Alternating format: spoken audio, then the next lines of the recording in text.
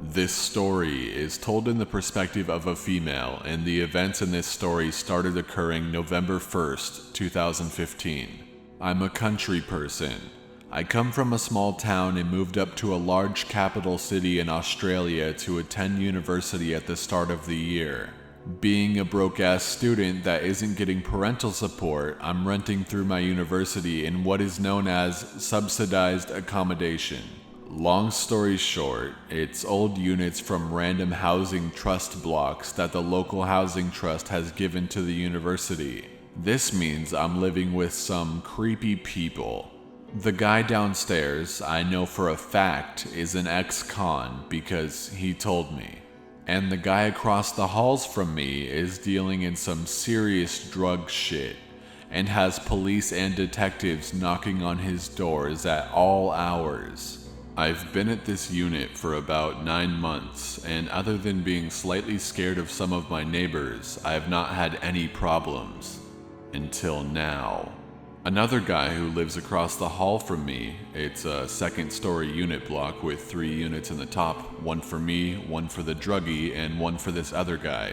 This other guy, who I learnt is called Josh, is a large ethnic man, as in English isn't his first language, who I'd say is in his mid to late 20s. I've ran into him a few times while leaving and entering my unit, and he introduced himself. So I, being the friendly and naive country kid I am, greeted him back. Other than a few short greetings I've had with this man, the only major time I've had contact with him was when we were both at a bus stop and he started talking to me. He asked what I was doing, and I said I was heading into the city to attend church.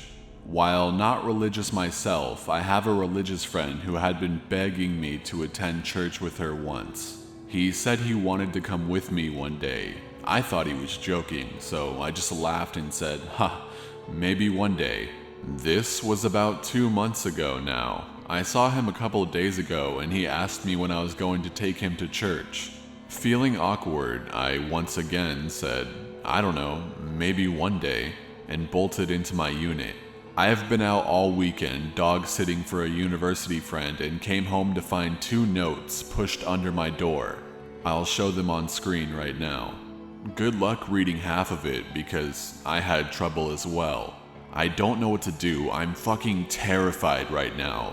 I called my friend, half laughing hysterically and half freaking out. I made her stay on the phone while I bolted down to my car, took out my small knife, and ran back inside. I can't call my mother because she would freak out and drop everything to make the 5-hour drive to where I live.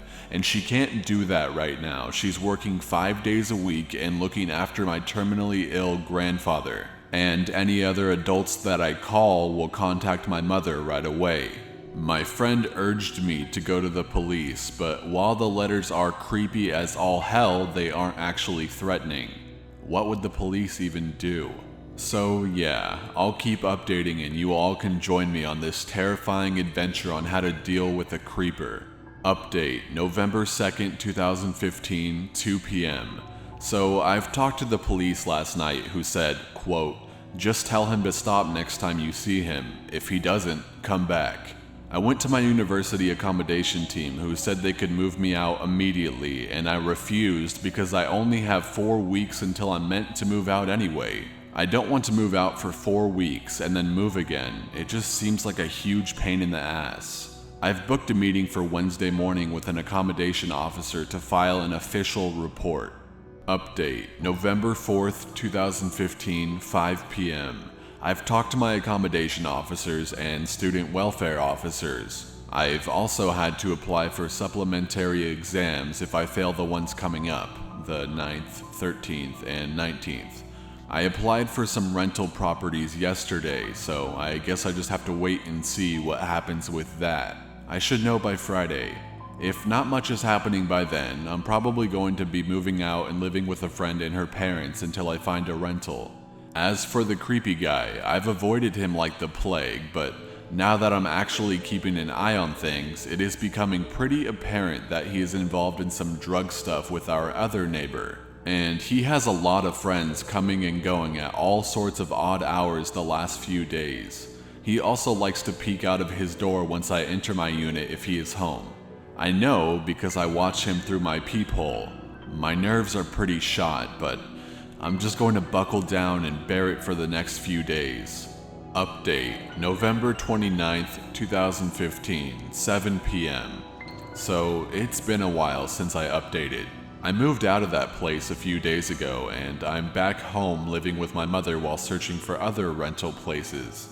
She still doesn't know about the drama, none of my family does. Things did get a little worse before I left, but not to the point I was chased out. I got it stuck in my stubborn head that I wasn't going through the drama of moving out until the middle of exams. A day after my previous update, the 4th, Josh had a large Caucasian man with tattoos up the side of his face exit his apartment and start hammering on my door. I nearly shit myself, I'm not gonna lie. I crept up to the peephole, not making a sound to see if he'd go away. He did eventually, and wandered downstairs to bang on some other doors. I know one person who answered the door for him, and I'm not sure what was being said. All I heard was the tattoo guy apologizing about something after a brief discussion and then wandering upstairs to try my door again.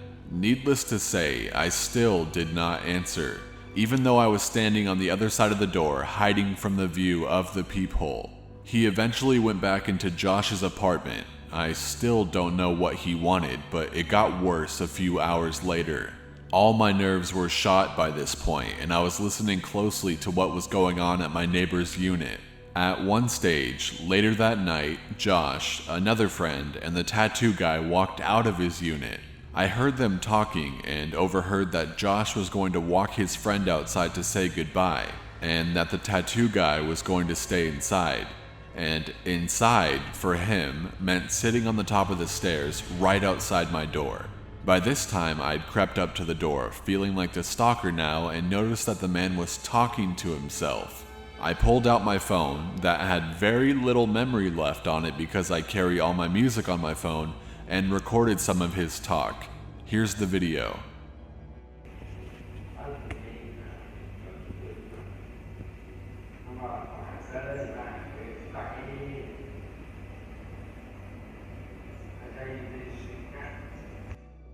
From what I can make out, he says something about fucking Saturday, man. Yeah, fucking idiot. That's how you do this shit, cunt.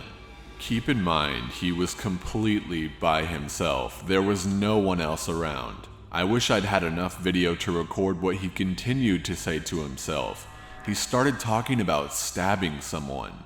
He was muttering about how he was going to do it and whatnot, in the same manner that he was talking with in the video. I was pretty scared, and eventually Josh came back and they went into his unit.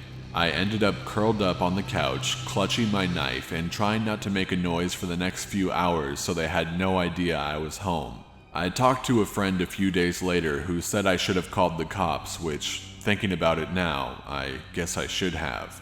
But I wasn't really thinking that at the time. I did run into the creepy guy twice before I left though.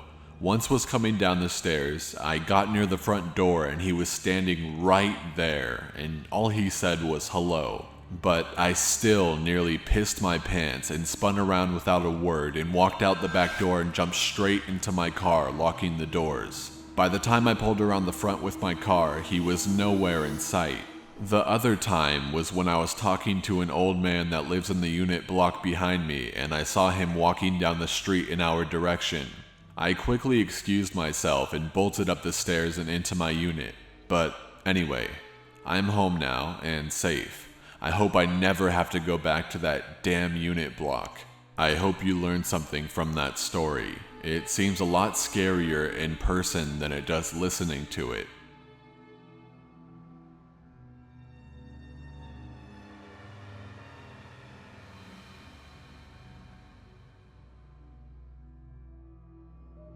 So, this literally just happened about 6 hours ago. I watch a lot of creepy stories on YouTube and have heard of Reddit through there. This is one of those instances in life that really make you wonder how fucked up people really are, and that true monsters look like humans. I hope this story gets read and can help save a life someday. I want to start out by saying thank you to all the true horror story narrators on YouTube. If not for enjoying your creepy videos, I'm not sure I would have been as observant as I was. Anyways, here's my situation. Backstory: my wife and I don't live together. She had become abusive over the last few months. It was mostly directed towards our daughter. Our daughter is almost 18 months old and is my whole world. I am unemployed at the moment, but my mother had been helping me out a lot. Today, at around 4 p.m., I took my daughter to the store. I usually do this around the time she wakes up from her nap. My daughter is a very active child and can't seem to sit still for more than 10 minutes without getting cranky. I usually let her walk with me, holding her hand and patiently walking at her pace. I usually just get a juice for her, but I had to get some extra groceries that I was short on: flour, sugar, and some noodles. I also remembered we were low on milk and grabbed a gallon on our way back. With all that I was carrying, I wasn't able to hold her hand. I made sure to walk behind her, but that only makes her walk slowly.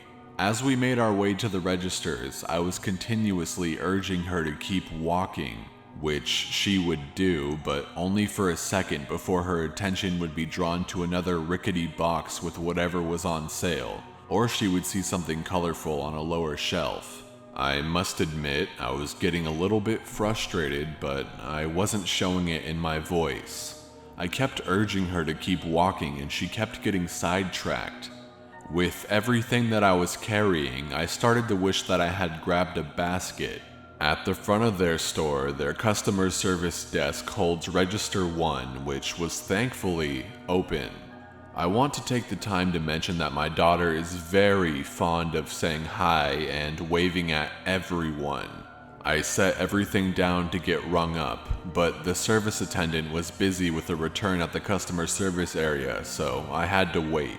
The entrance to the store is to my right. The only exit door is behind the service desk, which leads into the small foyer before leading to the other doors. As people enter, they have to pass the customer service desk. I was being fatherly to my daughter, trying to entertain her with patty cake and the itsy bitsy spider while we waited for the cashier to check us out. My daughter would frequently wave at people passing by and say hi in her squeaky toddler voice. Some people would smile and wave back at her, while others would stop to adore her. At this point, I'm used to people doing that. It makes me happy knowing my daughter isn't a shy, cranky little asshole like some of the kids you see in stores like this. The lady was ready to check us out, and I told my daughter to hold my hand since I wouldn't be looking her way. I had to put my wallet out to retrieve my debit card to pay for the groceries and let her hand go for a moment. I kept looking her way to make sure she wasn't wandering off. The lady went to hand me my receipt when all of a sudden she yelled at someone behind me. "What are you doing with his daughter?" she bellowed as I turned to look at a man who had picked her up and started running towards the entrance doors. I was shocked. The doors didn't open since they were a one-way set of doors, and the cashier quickly picked up the phone yelling that she was calling the police. I was stunned to the point of immobilization, but quickly realized what was going on.